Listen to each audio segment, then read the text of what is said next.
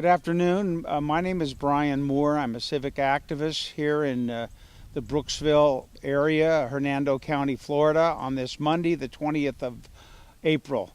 I'm at a location just off of Griffin Road in front of a nice lake and pond, and I'd like to address the issue of Medicaid expansion here in Florida, or the lack of it, and our need for a comprehensive medical system.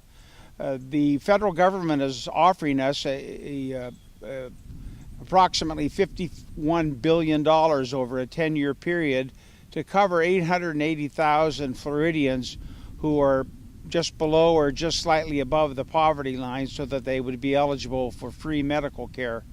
I certainly want to urge our legislators in Tallahassee, both in the Senate, which seems to be more conducive, as well as representatives in the House, to pass legislation to accept the federal funding for Medicaid expansion.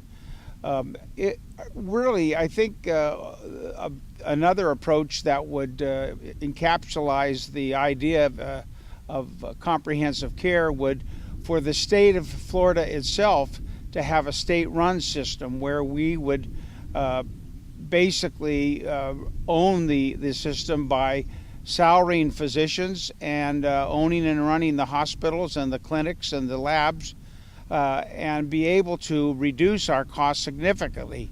Right now, it's the private sector that is responsible for delivering of health care, and as a result, 35% of the health care dollar goes to profits and marketing and paperwork, along with duplication and unnecessary services, and a waste of a lot of dollars.